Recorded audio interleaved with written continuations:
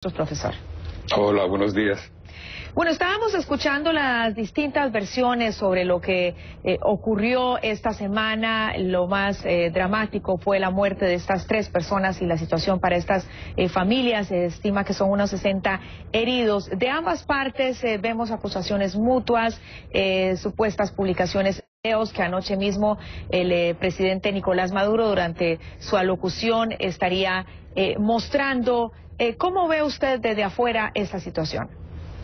Bueno, primero hay que investigar toda esa muerte, todos esos actos de violencia. Claramente hay que investigarlo, hay que entender quién participó en esos actos, quién estaba participando en esas manifestaciones, cuando, como dijo el canciller, cuando pasaron a ser más violentos y cómo fue esa situación muy particular. Eso no se sabe todavía qué ha pasado exactamente, pero se sabe que sí murieron gente de ambas bandas, es decir, murió un estudiante que estaba manifestando contra el gobierno, murió también un militante revolucionario con un disparo en la cara, y no se sabe exactamente qué pasó en esa calle cuando murieron ellos, y hay que investigarlo muy bien. También hay que entender como el contexto político para lo que está pasando en Venezuela. Es decir, había bastantes estudiantes que salieron a la calle para manifestar sobre varias cosas, sobre la inseguridad, por ejemplo, pero con el hashtag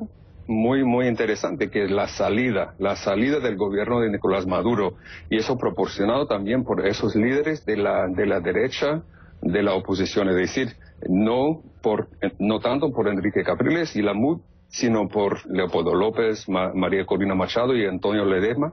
Hay un cierto cambio de liderazgo dentro de eso le quería preguntar, de la oposición. Eso sí. Le queríamos preguntar porque hemos notado cómo Enrique Capriles, bueno, en los últimos días principalmente, pues ha bajado un poco su perfil, inclusive sus mensajes de Twitter han sido diferentes en algunas declaraciones, aunque nosotros estuvimos conversando aquí mismo en Café CNN con el alcalde de Caracas, Antonio Ledesma, quien había dado declaraciones de supuesta división dentro de la oposición, algo que en ese momento con nosotros él negó. ¿Cómo interpreta usted, está cambiando un poco lo que es el liderazgo en la oposición?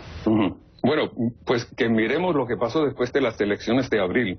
¿Qué pasó? Enrique Capriles convocó a la calle a la gente, murieron 10 personas. Y yo creo que Capriles aprendió algo en ese momento, que es convocar a la gente a la calle. Uno no puede siempre controlar lo que va a pasar. Unos grupos extremistas, unos grupos de estudiantes que van causando violencia, más que todo ayer en Mérida, cuando salieron muy violentos, y eso no se lo puede controlar.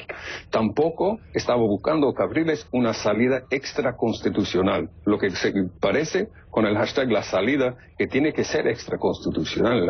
Hay una línea constitucional que es el referendo revocatorio después de 3 años de gobierno, que es que se puede perseguir, pero una salida antes de eso, bueno, uno tiene que preguntar qué tipo de salida va a ser eso.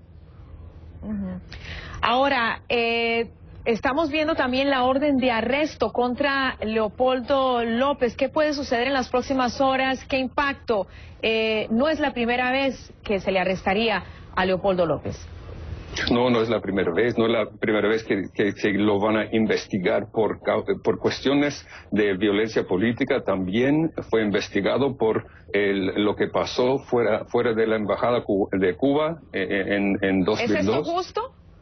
Bueno, justo tiene que ver con la cuestión de la investigación y cómo va a salir su juicio, ¿no? Yo no puedo decir si es justo o no, porque no he visto lo que van a decir sobre las investigaciones. Lo que sí existe es una ley que no permite que uno llame a la gente a la violencia, instiga a la violencia por cualquier cosa. Yo no sé si es culpable por eso, pero eso hay que decidirlo. Orden hay que añadir que es orden de una juez, es decir, es un proceso judicial, no es un proceso político, pero que también, claro, que tiene que ver con las posiciones políticas que está tomando el líder. Nosotros que en algún momento hemos estado en Venezuela, hemos sido testigos de declaraciones, por ejemplo, de personas que trabajan en el gobierno, que nos explicaban fuera de cámara que pues ellos les exigen ir a ciertas marchas, les exigen vestir cierto atuendo de apoyo. ¿Cómo interpreta usted esto, que el gobierno quiera controlar también todo lo que son los signos externos, este tipo de manifestaciones?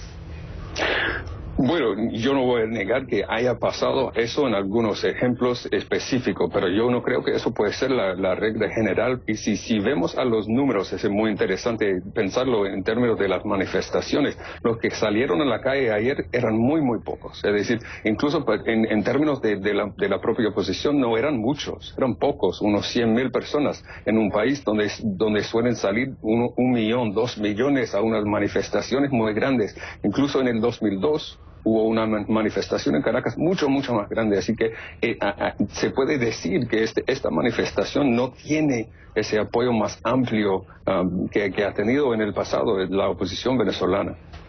Señor George Sicariello, muchísimas gracias por sus comentarios, su interpretación en este momento de la información que se tiene, ¿no? Como usted dice, falta mucha investigación, la información que se tiene en relación con la situación en Venezuela. George Sicariello es profesor en la Universidad Drexel en Filadelfia.